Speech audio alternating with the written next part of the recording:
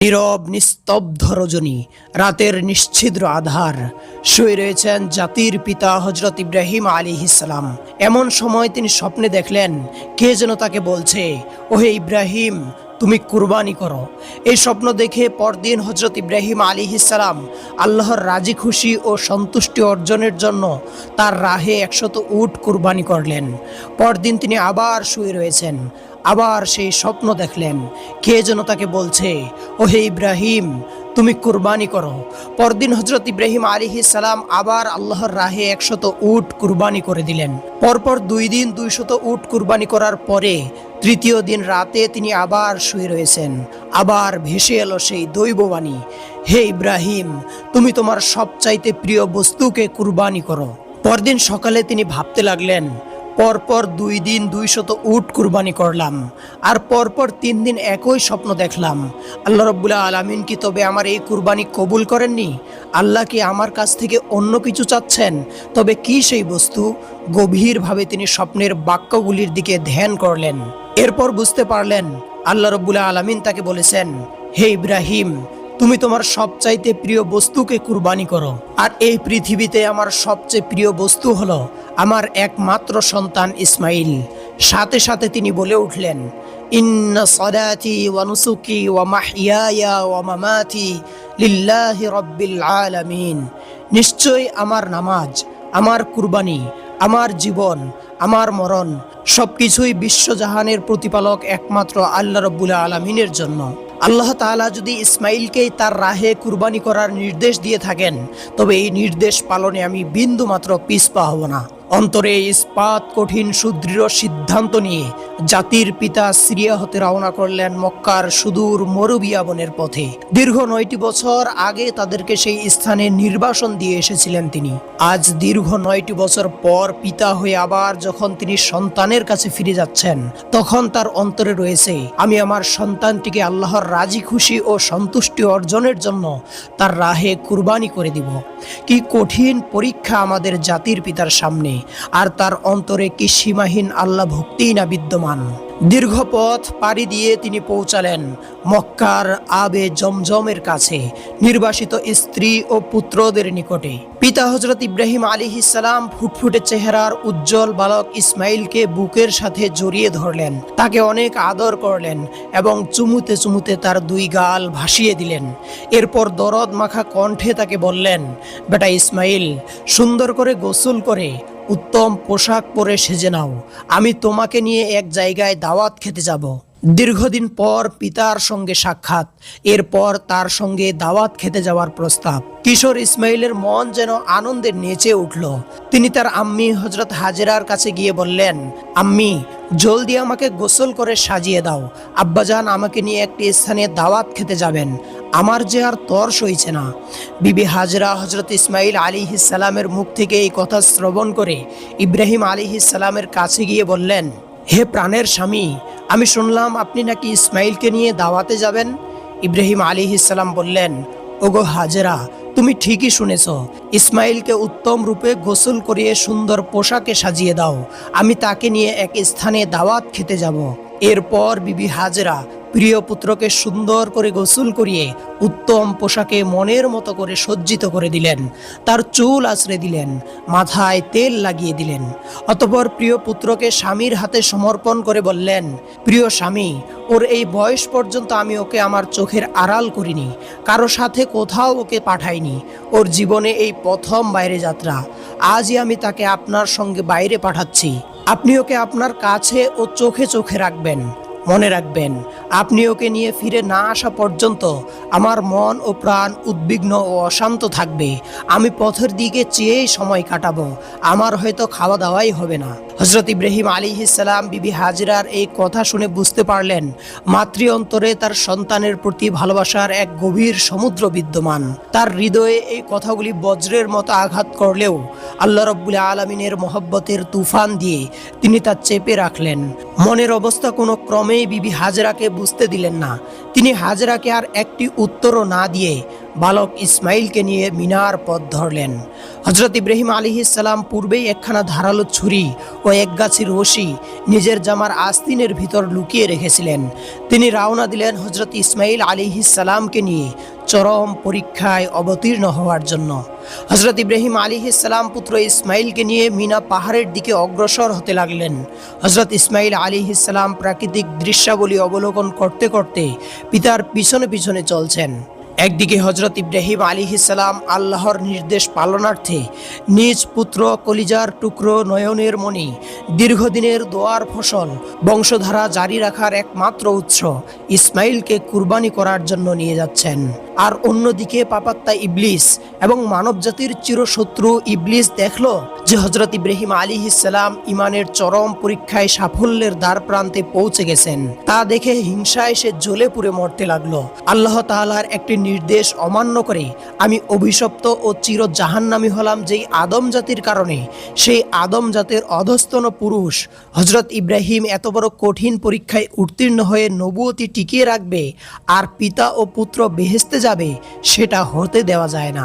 তাই পাপাত্তা ইবলিস দৃঢ় সংকল্প গ্রহণ করলো, এ পথ থেকে তাদেরকে ফিরিয়ে দিতে হবে। সে চিন্তা করলো আসল ঘটনা বিবি হাজেরা ও শিশু ইসমাইলকে জানিয়ে দিতে পারলেই কেল্লা ফতে। পিতা পুত্র রওনা হওয়ার সাথে সাথেই পাপাত্তা ইবলিস বিবি হাজেরার কাছে উপস্থিত হলো। সে একজন ভালো মানুষের ছদ্মবেশে উপস্থিত হয়ে বলল, ও হে বিবি হাজেরা, তোমার নয়নমণি ইসমাইলকে তোমার স্বামী কোথায় নিয়ে যাচ্ছেন, তার কি কোনো খোঁজ তুমি রাখো? বিবি হাজেরা স্বাভাবিকভাবেই উত্তর দিল, কেন, তিনি তো ওকে দাওয়াত খেতে নিয়ে গেছেন। ইবলিস বলল, নারী জাতি অত্যন্ত সরল, বোকা ও সহজ প্রকৃতির হয়।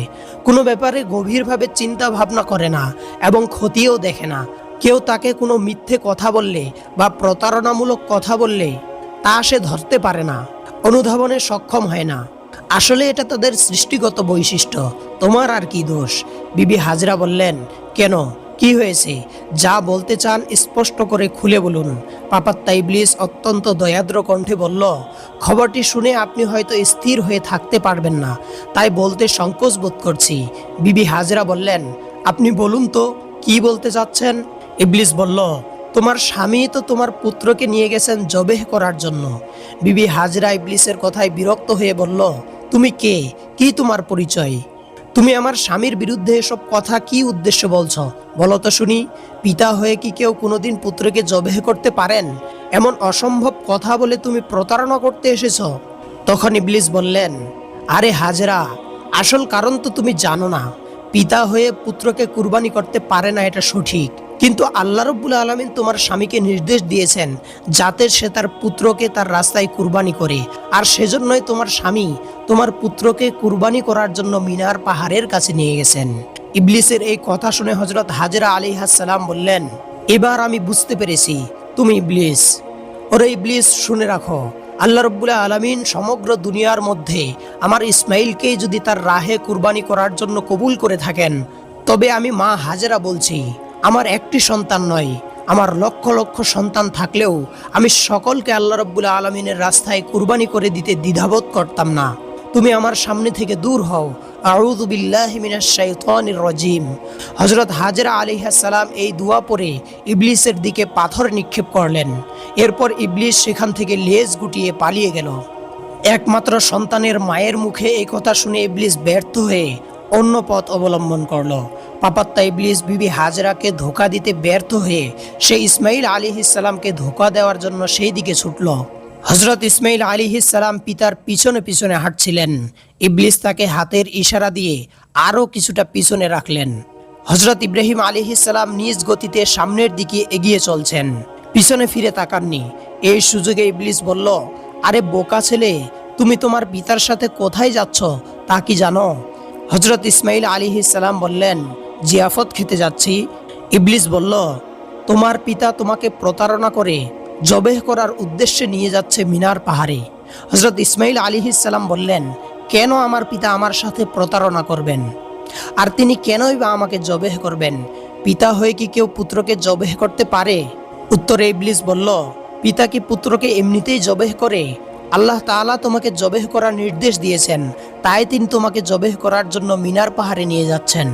আমার কথা যদি বিশ্বাস না হয় তাহলে তুমি নিজে গিয়ে দেখো, তোমার পিতার জামার আস্তিনের নিচে তোমার হাত পা বাঁধার জন্য রশি এবং একখানি ধারালো ছুরি লুকিয়ে রেখেছে।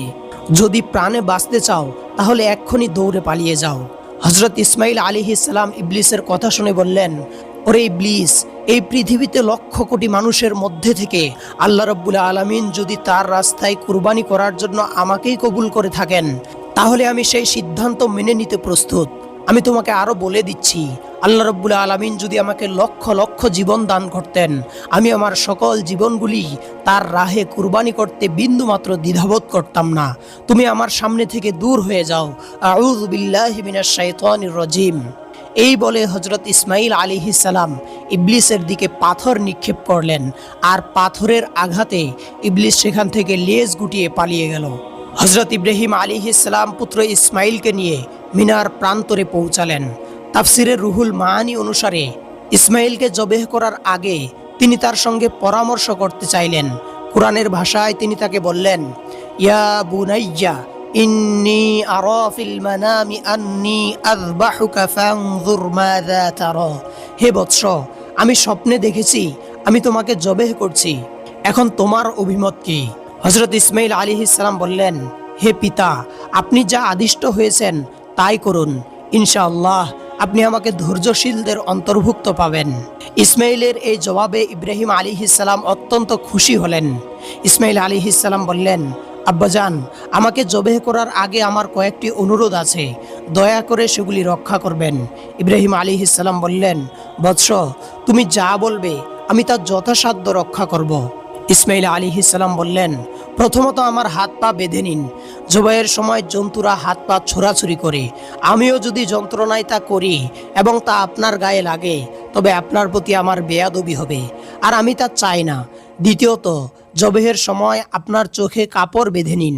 যদি আমার মুখের দিকে তাকান তবে আপনার মনে দয়া জাগতে পারে, যা আল্লাহর আদেশ পালনে বাধা সৃষ্টি করবে। তৃতীয়ত, জবেহের পর আমার রক্ত মাখা জামা আম্মা জানের কাছে পৌঁছে দিয়ে তাকে আমার সালাম জানাবেন, আর বলবেন, এই ত্যাগের বিনিময়ে আমরা বেহেশতে একসঙ্গে থাকব। তাকে বলবেন আল্লাহর আদেশ পালনে শুকরিয়া আদায় করতে এবং আমার জন্য দুঃখ না করতে। পুত্রের এই কথায় হজরত ইব্রাহিম আলাইহিস সালামের হৃদয় ভরে গেল। তিনি আস্তিনের নিচে লুকানো দড়ি ও ধারালো ছুরি বের করলেন। ইসমাইলের হাত পা বেঁধে, চোখে কাপড় বেঁধে তাকে মাটিতে শুইয়ে দিলেন। ছুরি হাতে নিয়ে তিনি প্রস্তুত। তার একমাত্র সন্তানকে জবেহ করতে তিনি দৃঢ় প্রতিজ্ঞ। আল্লাহর আদেশ পালনে কোনো শক্তি তাকে বাধা দিতে পারবে না। এই দৃশ্য দেখে আসমান জমিনের ফেরেশতারা প্রকম্পিত হলেন। তারা আল্লাহর তাসবিহ ও পবিত্রতা ঘোষণা করতে লাগলেন। হযরত ইব্রাহিম আলাইহিস সালাম ইসমাইল আলাইহিস সালামের গলায় ছুরি চালাতে যাচ্ছেন, কিন্তু ঠিক সেই মুহূর্তে আল্লাহ রাব্বুল আলামিন ছুরিকে নির্দেশ দিলেন, ওহে ছুরি, খবরদার, তুমি ইসমাইলের গলার একটি পশমও কাটবে না। যদি কাটো তাহলে মনে রেখো তোমার জন্য জাহান্নামের আগুন নির্ধারিত হয়ে আছে। ইব্রাহিম আলাইহিস সালাম বিসমিল্লাহ বলে ছুরি চালালেন, কিন্তু ছুরি আল্লাহর নির্দেশ পেয়ে ইসমাইলের গলার একটি পশমও কাটল না। তিনি বারবার চেষ্টা করলেন, কিন্তু কিছুতেই গলা কাটতে পারলেন না। ইসমাইল আলাইহিস সালাম বললেন, আব্বাজান, সম্ভবত আমার প্রতি স্নেহের কারণে আপনি জোরে ছুরি চালাতে পারছেন না। আপনার সমস্ত শক্তি দিয়ে ছুরি চালান। আমরা আল্লাহর নির্দেশ পালনে ব্যর্থ হলে জবাবদিহি করতে হবে। ইব্রাহিম আলাইহিস সালাম পুনরায় সর্বশক্তি দিয়ে ছুরি চালালেন, কিন্তু তবুও ছুরিটি কাটল না। বিরক্ত হয়ে তিনি ছুরিটিকে একদিকে ছুঁড়ে ফেলে দিলেন। ছুরি গিয়ে একটি পাথরে আঘাত করল, আর সঙ্গে সঙ্গে পাথরটি দ্বিখণ্ডিত হয়ে গেল। হযরত ইব্রাহিম আলাইহিস সালাম বুঝতে পারলেন ছুরির ধারে কোনো সমস্যা নেই। তিনি ছুরিটি তুলে আনলেন, আবার চেষ্টা করতে যাচ্ছিলেন। ঠিক তখনই আল্লাহ রাব্বুল আলামিন হযরত জিবরাইল আলাইহিস সালামকে নির্দেশ দিলেন, হে জিবরাইল, বেহেশত থেকে একটি দুম্বা নিয়ে যাও, ইসমাইলকে সরিয়ে তার জায়গায় দুম্বাটি রাখো। হযরত জিবরাইল আলাইহিস সালাম চোখের পলকে বেহেশত থেকে একটি দুম্বা নিয়ে এলেন। এই দুম্বা ছিল হযরত আদম আলাইহিস সালামের পুত্র হাবিলের কুরবানি করা দুম্বা, যা আল্লাহ রাব্বুল আলামিন বিশেষভাবে সংরক্ষণ করেছিলেন। হযরত জিবরাইল আলাইহিস সালাম ইসমাইলকে সরিয়ে দিয়ে ছুরির নিচে দুম্বাটি রাখলেন। ইব্রাহিম আলাইহিস সালাম ছুরি চালালেন, আর দুম্বাটি কুরবানি হয়ে গেল। কুরবানি শেষে তিনি বললেন, আলহামদুলিল্লাহ। তিনি মনে করেছিলেন পুত্র ইসমাইল কুরবানি হয়ে গেছে, কিন্তু চোখ খুলে তিনি যা দেখলেন তাতে তিনি অবাক হয়ে গেলেন।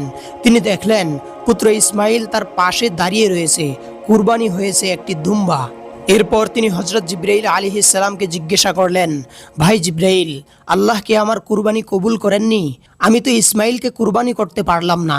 জিব্রাইল আলাইহিস সালাম বললেন, আল্লাহ আপনার উপর সন্তুষ্ট, আপনি তার আদেশ পুরোপুরিভাবে পালন করেছেন এবং আপনার প্রিয় পুত্র ইসমাইলকে জবেহ করতে উদ্যত হয়েছিলেন। আল্লাহ রাব্বুল আলামিন মূলত আপনার পুত্রকে জবেহ করার ইচ্ছা রাখেননি, তিনি চেয়েছিলেন এটা দেখানোর জন্য যে আপনি তার নির্দেশ পালন করেন কিনা। আপনি শতভাগ আল্লাহর নির্দেশ পালন করেছেন, এজন্য আল্লাহ রাব্বুল আলামিন আপনাদের দুজনের উপরই সন্তুষ্ট। এটি ছিল একটি পরীক্ষা, আর আপনারা দুজনেই তাতে উত্তীর্ণ হয়েছেন। এজন্য আল্লাহ রাব্বুল আলামিন খুশি হয়ে বেহেশত থেকে একটি দুম্বা পাঠিয়ে দিয়েছেন, যা আপনি কুরবানি করেছেন।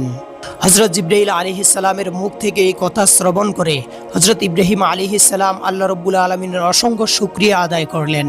প্রিয় শ্রোতা, এই ছিল হযরত ইব্রাহিম আলাইহিস সালাম ও হযরত ইসমাইল আলাইহিস সালামের অমর ত্যাগের কাহিনী।